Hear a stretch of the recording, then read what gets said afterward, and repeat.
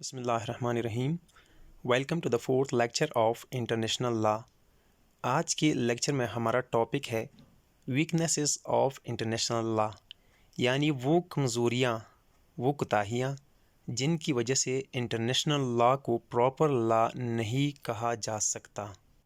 किन वजूहात की बिना पर इंटरनेशनल लॉ को म्यूनसिपल लॉ की तरह कंप्लीट लॉ का दर्जा अभी तक नहीं दिया गया बाज़ लोगों की नज़र में। वो आर्ग्यूमेंट्स जिनकी बिना पर इंटरनेशनल लॉ को प्रॉपर लॉ का स्टेटस अभी तक बाज़ ज्यूरिस्ट नहीं देते, वो पिछले लेक्चर में बयान हो चुके हैं। उन वजूहात को जन्म देने वाली कमज़ोरियाँ जो हैं, किन कमज़ोरियों की वजह से वो वजूहात सामने आते हैं, वो आज के लेक्चर में हम डिस्कस कर रहे हैं। इंट्रोडक्शन इससे पहले के लेक्चर्स में भी हो चुका है, फिर भी याद दहानी के लिए the principles and rules which a state feels to be bound to act upon in order to have good relationship with other states. International law is necessary for the peace of the world. It can be said that the international law originated during 15th century. बतौर introduction paper के लिए एक बेहतरीन topic के तौर पर आपके पास मौजूद है, आप लिख सकते हैं। और इसकी मीनिंग के मुतालिक अगर हम कहना चाहें तो कह सकते हैं कि the laws which govern the legal relations between Nations, यानी वो क़वानीन जिनके ज़ेर नज़र नेशंस के दरमियान, अक़वाम के दरमियान, मुल्कों के दरमियान क़ानूनी ताल्लुकात बेहतर से बेहतर तय पाते हैं, उनको इंटरनेशनल लॉ कहा जाता है। और डिफिनीशन भी इससे पहले के लेक्चर्स में आ चुका है। A role of conduct imposed and enforced by sovereign in the form of command which obliges the subject to a course of conduct. अब बढ़ते हैं अपने स्पेसिफिक टॉपिक की तरफ, जो है weaknesses of international law. सबसे पहले हम कह सकते हैं there is no specific legislative system in international law. International law lakes any specific legislative body. जिस तरह के किसी मुल्क में कानून बनाने के लिए कानून साज असम्बली मौजूद होती है, कोई बॉडी मौजूद होती है जिसके ज़ेर नज़र तमाम कवानीन बनाए जाते हैं, इसके बरअक्स इंटरनेशनल सतह पे कोई ऐसी बॉडी मौजूद नहीं जो कि इंटरनेशनल सतह पे कवानीन बनाए।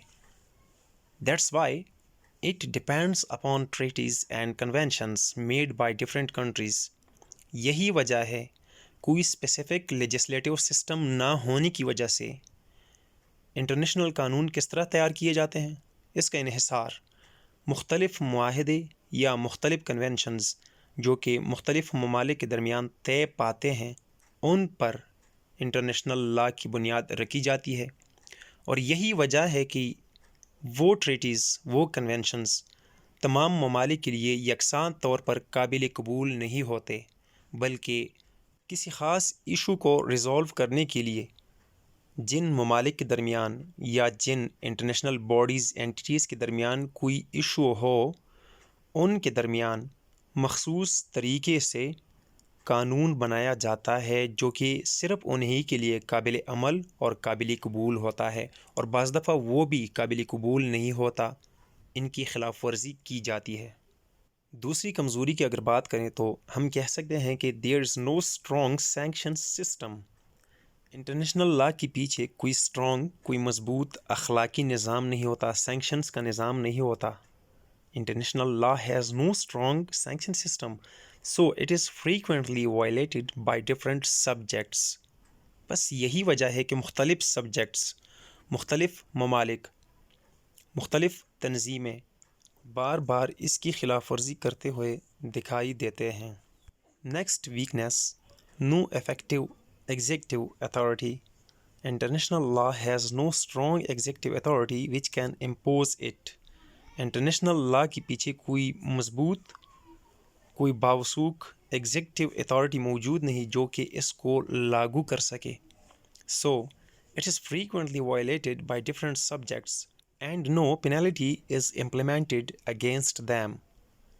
यही वजह है कि انٹرنیشنل لا کو بار بار توڑا جاتا ہے، اس کی بار بار خلاف ورزی کی جاتی ہے، حتیٰ کہ وہ سبجیکٹس، وہ ممالک، وہ ادارے جو انٹرنیشنل لا کے ذریعے کوئی خاص معاہدہ کرتے ہیں، وہ بھی اس معاہدے کی پاسداری نہیں کرتے بلکہ اس کو توڑتے ہیں، اور ان کے خلاف کوئی اسپیشل پینلٹی امپلیمنٹ نہیں ہوتی، ان کے خلاف کوئی خاص جرمانہ نہیں لگایا جاتا۔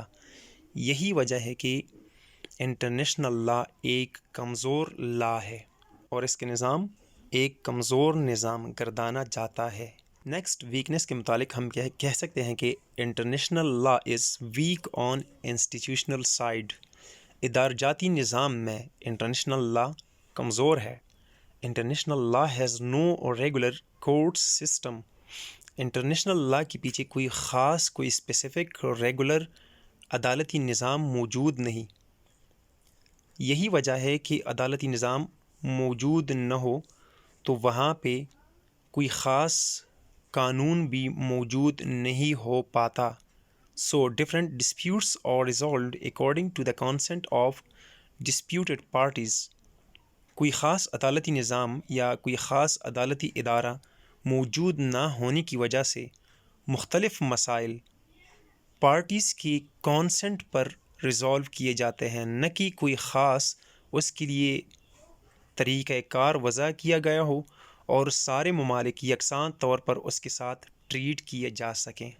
یعنی کہ اگر دو ممالک کے درمیان بالفرض پانی کے مسئلے پر کوئی پرابلم آ جائے تو ان دو ممالک کو ان کی رضائیت کے مطابق مسئلہ سولو کر کے دیا جاتا ہے، جبکہ اس کے برعکس اگر یہی پانی کا مسئلہ دیگر دو ممالک کے درمیان ہو تو پہلے مسئلے کی نوعیت کو دیکھتے ہوئے اس کا فیصلہ نہیں کیا جاتا، بلکہ موجودہ مسئلے میں جو ممالک موجود ہیں، جو ڈسپیوٹیڈ کنٹریز ہیں، ان کی کانسنٹ لے کے اس کے مطابق اس تنازعے کو حل کیا جائے گا۔ نیکسٹ ویکنس جو کہ سب سے زیادہ ویگر ہے، international law has failed to maintain order and peace of the world. International law has no proper courts, no sovereign authority, no effective sanctions, etc.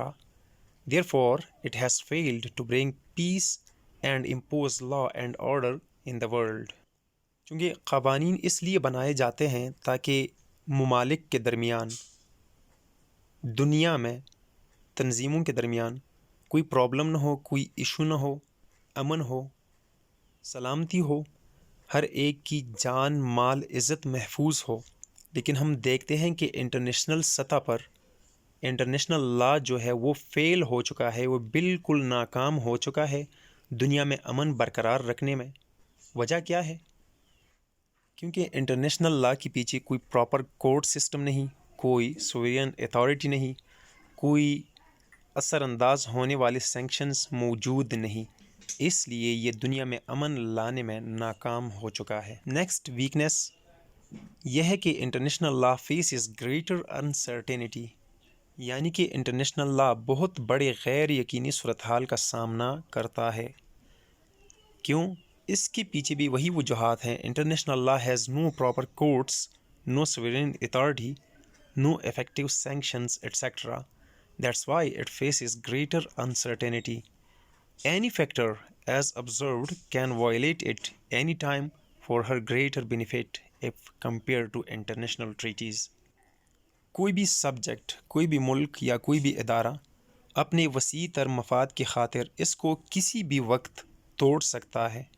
اگر وہ دیکھے کہ انٹرنیشنل لا کے انڈر، انٹرنیشنل ٹریٹیز کے under اس کے جو مفادات ہیں وہ کم ہے اس کی نسبت جو وہ خود حاصل کر سکتی ہے، تو وہ سبجیکٹ انٹرنیشنل قوانین کو توڑ دیتے ہیں اور اس کی پاسداری نہیں کرتے۔ یہ ایک ویکنس ہے انٹرنیشنل لا کی۔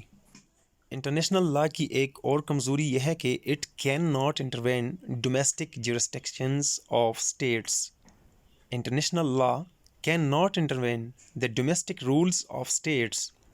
It is therefore weak to be imposed if a matter falls under a domestic court system۔ یعنی اگر کوئی میٹر ڈومیسٹک کور کے زیر اختیار ہو، اس کی اختیار کے دائرے کے اندر ہو، تو پھر انٹرنیشنل لا اس میں مداخلت کرنے سے قاصر ہوگا۔ کنکلوژنس کے طور پر ہم کہہ سکتے ہیں کہ انٹرنیشنل لا کے اندر جو خرابیاں ہیں، جو کمزوریاں ہیں، ان کے پیچھے کچھ ویکنیسز ہیں۔ اگر ان کو دور کیا جائے تو بعید نہیں کہ انٹرنیشنل لا بھی پراپر لا کی حیثیت حاصل کر سکے۔ امید ہے آپ کو ویڈیو پسند آ گئی ہوگی، تو پلیز چینلز کو سبسکرائب کیجئے، ویڈیو لائک کیجئے، شیئر کیجئے۔ اپنا خیال رکھیے۔ اللہ حافظ۔